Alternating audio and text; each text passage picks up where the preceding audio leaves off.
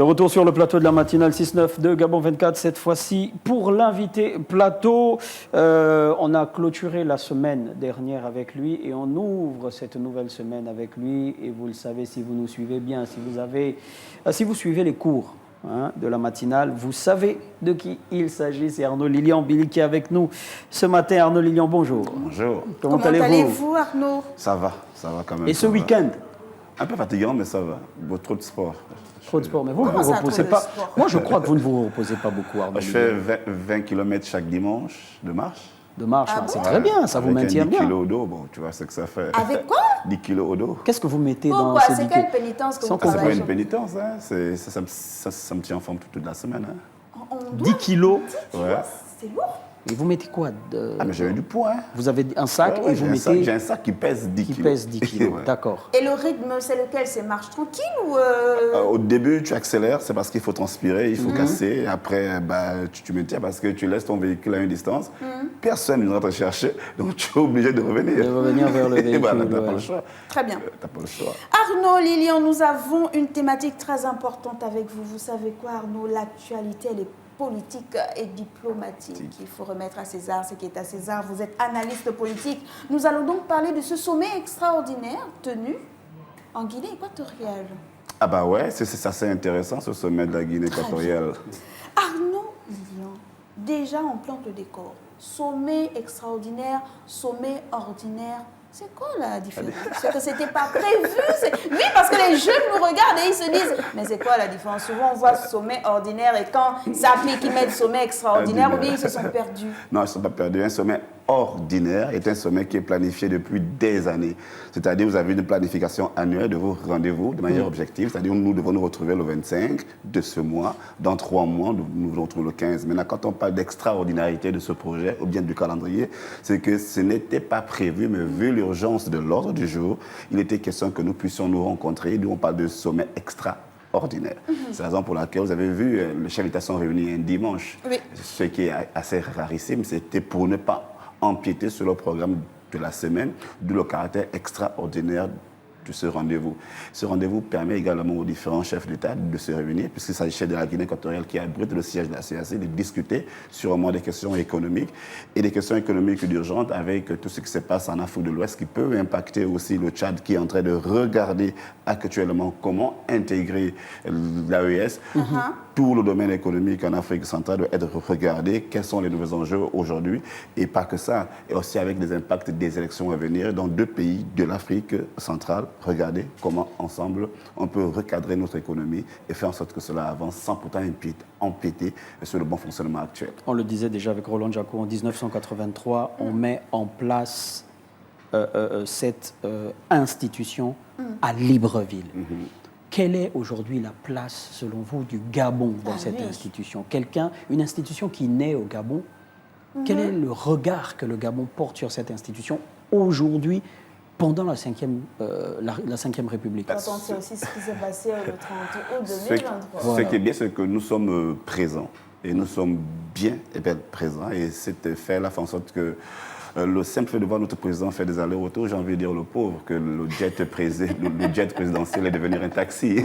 Parce que tout le temps, il faut être en mouvement. C'est-à-dire que la diplomatie, elle est agissante, elle n'est pas endormie. Nous n'avons pas une diplomatie stagnante. Et au regard de la population gabonaise, de cette institution mentionnée, cela donne aujourd'hui, on a perdu le leadership à ce moment quand le siège, la présidence, c'est vrai que la présidence est en Guinée équatoriale et que la Guinée équatoriale avait, à travers ses infrastructures, demandé à ce que certaines institutions arrivent parce que bel et bien elle avait des infrastructures susceptibles d'accueillir ces institutions et elle avait une diplomatie assez intéressante en matière de logement, en matière d'attractivité et de vie. C'est la raison pour laquelle vous avez constaté la lettre de l'ambassade du Tchad qui a décidé d'enlever son ambassade en République gabonaise pour que tous les ambassades, pour que les représentations diplomatiques, ce soit au Gabon, au Cameroun, mais non en Guinée équatoriale. Ils ont évoqué naturellement les questions de budget.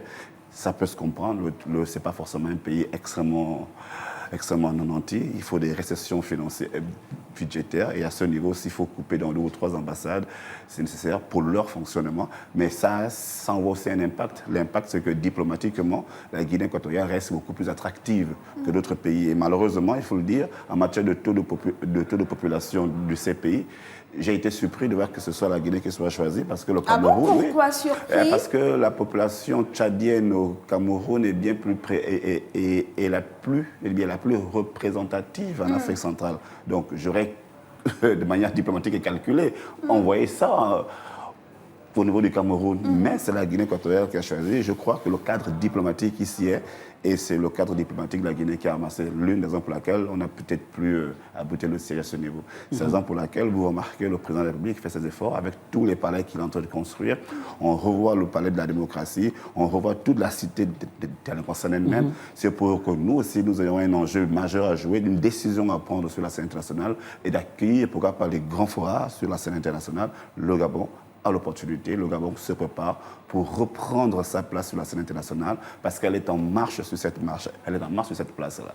Donc on ne peut plus être en marge, il faut regarder et avancer. Arnaud Lilian, allez-y. Donc une institution qui se renouvelle dans la forme, puisqu'on sait qu'à l'issue des travaux, tenez, je vais lire ce qui est écrit ici, l'ambassadeur Ezekiel Nibigira, ancien ministre burundais des Affaires étrangères, a été désigné président de la commission. Il succède à l'Angolais Gilberto Dabiedade Verissimo, salué pour son action, mais critiqué pour un bilan jugé mitigé. Alors, on a le renouvellement sous la forme.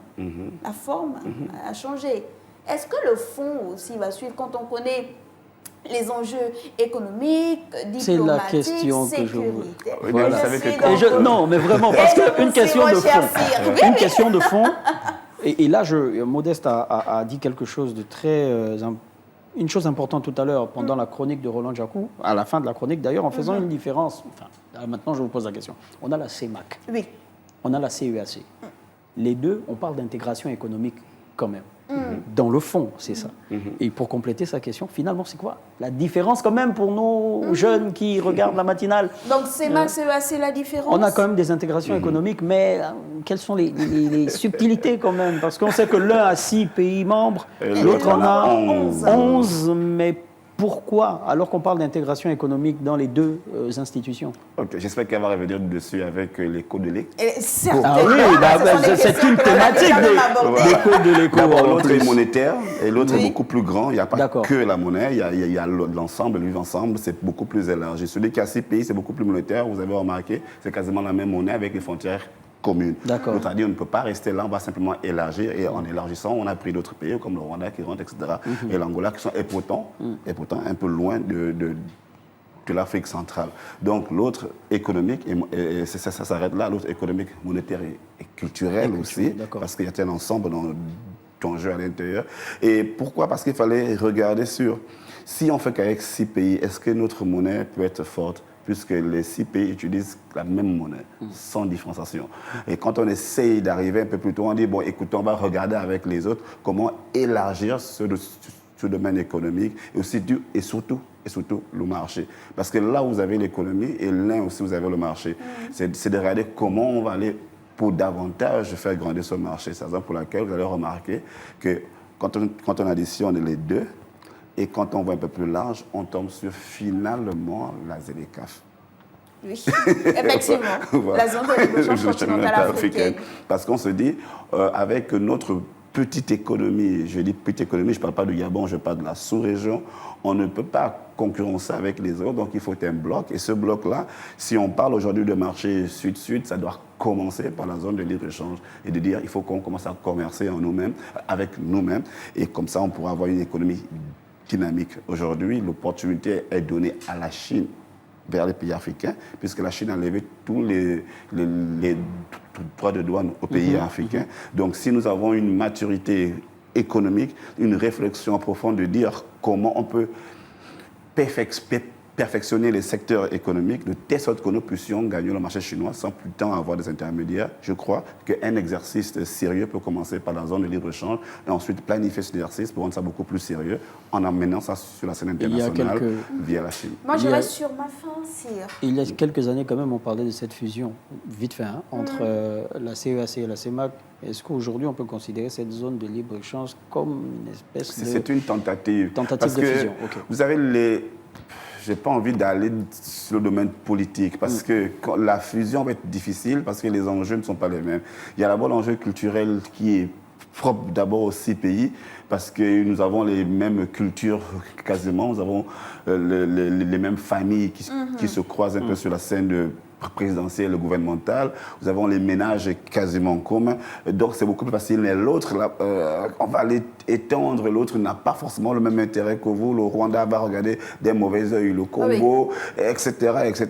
Le Tchad va dire, bon, écoutez, nous ne sommes pas forcément d'accord avec vous, la manière à laquelle vous nous regardez. La Centrafrique va dire, mais nous sommes dans cette partie du territoire le seul... Les projets intégrateurs n'ont pas forcément le même impact. Et à partir de là, il faut comme il faut aussi avoir le courage de dire que l'intégration, à un moment donné, il faut prendre la décision ferme. Oui. L'euro, c'est une décision ferme. Je crois que c'est 6 pays qui ont commencé, 10 pays qui ont commencé pour dire on prend une décision. C'est 4 pays qui ont commencé. On prend une décision, on applique, les autres vont suivre après, et au fur et à mesure. Tant qu'on n'a pas une décision ferme, je ne crois pas qu'on va aller loin. Et l'intégration en elle-même régionale, pour ne pas parler de sous-régionale, va être difficile du simple fait que notre attitude aujourd'hui en matière politique, économique et de souveraineté nous emmène déjà vers ce qu'on appelle une préférence nationale qui est aujourd'hui huée partout. Regardez aujourd'hui, le Mali a pris une décision sur la préférence nationale. La Mauritanie a riposté en parlant de préférences nationales. Au Gabon, on parle de préférences nationales. Quand on arrive en Guinée équatoriale, on parle de préférences nationales. Toutes les régions, tous les pays parlent de préférences nationales. Alors, comment parler d'intégration sous-régionale si en chacun de nous, on parle de préférences on parle de préférence nationale. On a un nouveau président à la tête de la commission. On quitte l'Angola pour le Burundi. Je reviens sur cette révolution-là. Est-ce qu'elle est juste sur la forme ou on va viser le fond, les enjeux économiques, sociaux, quand ils sont élus, ils ont un politiques? cahier de charge. Parce que là, c'est les choses. Et vous nous parlez de ces pays-là qui vont promouvoir ou qui sont en train de promouvoir la préférence nationale. Comment on fait pour ne pas franchir le pas, rester sur la ligne de on veut valoriser d'abord ce que nous on a, on ne veut pas fermer catégoriquement la porte aux autres. Voilà pourquoi je voulais poser la question. On met quoi? Quels sont les éléments constitutifs de cette préférence nationale finalement, dans la réflexion, tant adoptée par tous ces pays-là? Ne soit pas perverti. J'insiste sur la réflexion parce qu'à un moment donné, on ne fait pas l'émotion. J'insiste sur la réflexion. La préférence nationale ne peut pas être un frein à l'unité continentale. Parce qu'il faut écrire et rédiger ce qu'on entend et ce qu'on pense et comment on conçoit la préférence nationale. La préférence nationale peut être sectaire. C'est-à-dire quand il s'agit de certains métiers, il s'agit de la préférence nationale. Quand il s'agit d'autres, nous pouvons ouvrir. Mais aussi quand il s'agit des grandes entreprises, parce qu'il est rarissime de parler de préférence nationale au niveau où nous sommes en matière économique, et je parle de toute l'Afrique centrale et même de toute l'Afrique subsaharienne, de parler de préférences nationales en microéconomie. C'est pas possible. Bon, ça, c'est possible, mais en macro, c'est pas possible parce que vous n'avez pas les banques, vous n'avez pas les moyens susceptibles de parler des préférences nationales. Vous êtes obligé de faire avec les autres. Je suis navré de dire que si UBA, qui est une banque du Nigeria, vient investir chez vous et que vous avez un cahier de charges et que vous imposez une entreprise gabonaise, elle va vous dire non, cette entreprise gabonaise, selon notre manière de décaisser l'argent, ne répond pas à cette norme. Nous préférons ceci ou cela. Donc, à un niveau, la préférence nationale est acceptable, elle ne peut pas être un frein. Mais si on parle maintenant de macroéconomique et de sérieuse, là, ça devient un frein. Mais je crois que dans le cahier de charges qu'on donne au nouveau président, il s'agit de regarder tout ça de bout en bout. Au niveau politique, qu'est-ce qu'on attend de lui? Au niveau économique, qu'est-ce qu'on attend de lui? Au niveau surtout de l'intégration, qu'est-ce qu'on attend de lui? On parle de l'échec du sortant parce que le cas du Gabon a fait de lui quelque chose d'exceptionnel. On a remarqué que sa présence en tant qu'homme d'État a été effacée par l'émotion. Et ça, on a remarqué. Politiquement, il a échoué parce qu'on va regarder sous les zones de l'Afrique centrale. Tout de suite, les décisions sont prises pour condamner, mais jamais pour aller de l'avant. Il y a eu des critiques au niveau des élections. Lui, en tant que président, n'a quasiment pas interpellé. En matière économique, il y a eu combien de réflexions profondes pour dire qu'il faudrait qu'on regarde, pendant que toute l'Afrique, un côté de l'Afrique regarde comment il faut sortir du franc CFA, c'est à lui de regarder comment renforcer le franc CFA avec les autres pour que nous puissions avoir une monnaie forte. Je vais vous sortir une anecdote. Allez-y. Parce que j'étais un peu agréablement surpris par un très grand investisseur chinois ici au Gabon qui venait pour dire parfois votre monnaie est un frein au développement. Votre monnaie est un frein au développement. Et quels sont les arguments qu'il vous a sortis? Il dit le taux d'échange. Il dit nous, quand on vient chez vous, je ne peux pas prendre 10 milliards de yuan. Je viens investir 10 milliards de yuan chez vous. Je suis obligé de les convertir en euros. Après l'euro, en franc CFA. Donc, toute cette conversion fait en sorte que je ne puisse pas avoir des lignes directes avec vous. Ça. Et ça fait en sorte que les banques étrangères tiennent. Et quand elles tiennent, c'est elles qui décident de la cadence que je donne. Et à partir de là, vous ne pouvez pas investir comme vous voulez. Alors que s'il y a des échanges directs, comme aujourd'hui vous avez remarqué, tout le monde croyait que Moscou allait tomber. Mais le simple fait qu'ils ont décidé d'acheter l'un, le carburant en yuan, et l'autre en rouble, vous voyez que l'économie tient. Donc, parce qu'il n'y a pas de... Le système SWIFT a été contourné, c'est des achats directs. Et il disait... Tant que nous, on ne peut pas investir directement à travers, il faut passer par le système européen, par le système français, ça ralentit ce que nous faisons. Parce qu'à chaque fois, ils posent la question, l'argent vient où, ça sert à quoi, pourquoi tel projet? Nous, on n'a pas besoin de cette diplomatie bancaire, nous, on a besoin simplement d'agir et d'agir vite et bien. Et malheureusement, c'est un fait pour les pays d'Afrique centrale. Il faut sortir de là, avoir ce qu'on appelle une véritable banque centrale. Au Gabon, nous n'avons pas encore de banque centrale.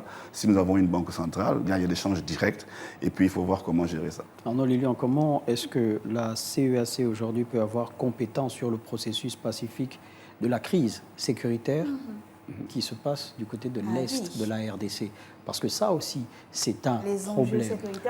Les enjeux sécuritaires sont vraiment là. Le Rwandais n'était pas présent aux assises. Est-ce que cette institution a compétence dans justement la gestion pacifique? Ou bien ce n'est plus à son niveau? Parce que là, on entend l'Union africaine, les Nations unies. On va faire un peu comme au quartier. Tu as vu quelqu'un qui est boudé avec celui qui détient l'argent.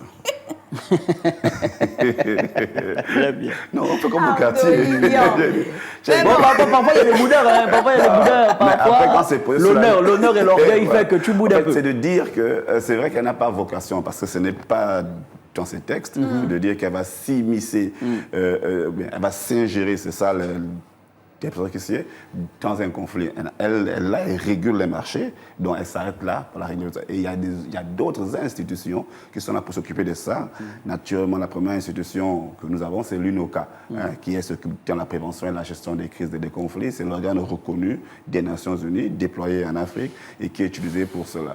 Donc, en Afrique, nous avons l'Union africaine qui est déployée pour ce genre de choses-là, mais ça va être compliqué parce qu'elle n'a pas ce cahier de charge et elle ne peut pas faire pression. Arnaud Lilian, avant de nous séparer, peut-être revenir sur les urgences aujourd'hui de la sous-région. On traite de quoi urgemment? Quels sont les besoins des populations de cette zone-là, de la CEAC?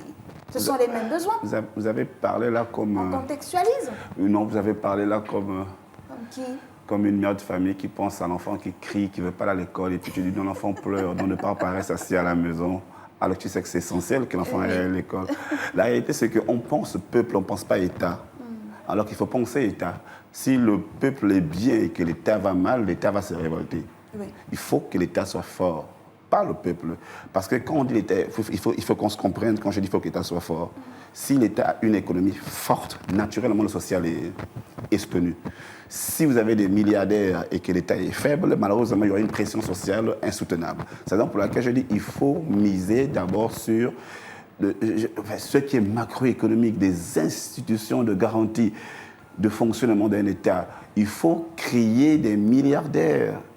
Et ça, c'est le rôle de l'État, malheureusement, dans ce qu'on appelle l'entrepreneuriat étatique. Ça me fatigue quand je vois, sincèrement, on parle d'entrepreneuriat à gauche, entrepreneuriat à droite, sans pourtant comprendre comment ça fonctionne et les deux types de fonctionnement. Vous allez lire tous les ouvrages que vous pouvez lire sur deux types ou deux formes d'entrepreneuriat. Il n'y en a pas trois, il n'y en a pas quatre. Vous avez l'entrepreneuriat étatique, l'entrepreneuriat social. L'entrepreneuriat social, c'est tous ceux qui ouvrent leur magasin, ils vendent, ils font du commerce, ils font venir ses voitures. Ça, c'est du social. Ceux qui font un truc en ligne, c'est celui qui ouvre la boutique. Voilà. Maintenant, il y a l'entrepreneuriat étatique. L'enjeu est là. Toutes les grandes nations ont rendu milliardaires tous ceux qui ont fait de l'entrepreneuriat étatique pour soutenir le social et soutenir l'État. Qu'est-ce que l'on entend par entrepreneuriat étatique? Aujourd'hui, en matière de BTP, on confie les marchés amicaux, excusez-moi de la promotion. C'est un produit gabonais. Vous donnez tous les marchés, vous faites de lui un milliardaire. Je prends un autre exemple, on prend pour tout ce qui est porc. On décide de dire tout ce qui est volaille rentre par telle personne. Pendant 10 ans, c'est lui qui a le monopole du marché. C'est ce que c'est fait avec Dangote, que vous le voulez ou pas. C'est l'État du Nigeria qui l'a rendu milliardaire. C'est ce qui se fait avec les autres UBA. C'est l'État du Nigeria qui a rendu milliardaire. Et en Afrique du Sud, c'est pareil. Toutes les grandes nations le font. Aux États-Unis, c'est la même chose. Donc, à un moment donné, il faut sortir de ce contexte africain de sous-région où on croit qu'en rendant quelqu'un milliardaire, ça va être un adversaire politique. Tout le monde n'est pas intéressé par la politique. Il y en a qui sont intéressés par les affaires. C'est la raison pour laquelle il faut penser à monopoliser les marchés à travers les Gabonais, pour ceux qui ont le Gabon, et les nationaux pour d'autres pays, de telle sorte qu'on puisse avoir une même mise. Et si on a la même mise, on a le monopole d'un marché, on maîtrise l'économie de ce marché, on maîtrise les prix, on maîtrise les coûts. Et là, vous créez des milliardaires, qu'eux, ils vont créer des emplois, vont faire entrer de l'argent, et puis le pays sera tranquille. Et c'est ça, on dit, il faut Merci créer beaucoup, Arnaud des Lilian. champions nationaux. Merci beaucoup, Arnaud Lilian. Je pense qu'on fera une petite thématique sur l'éco pour parler de l'entrepreneuriat étatique. C'est un très beau concept à développer et à vraiment décortiquer pour comprendre de quoi il s'agit véritablement. Arnaud, merci d'être passé sur notre plateau. Avec vous, on a parlé autrement de ce sommet extraordinaire tenu en Guinée équatoriale. On vous raccompagne. Bon, on vous raccompagne comment vous serez là dans les locaux. Vous êtes ici chez vous. Bon, transition.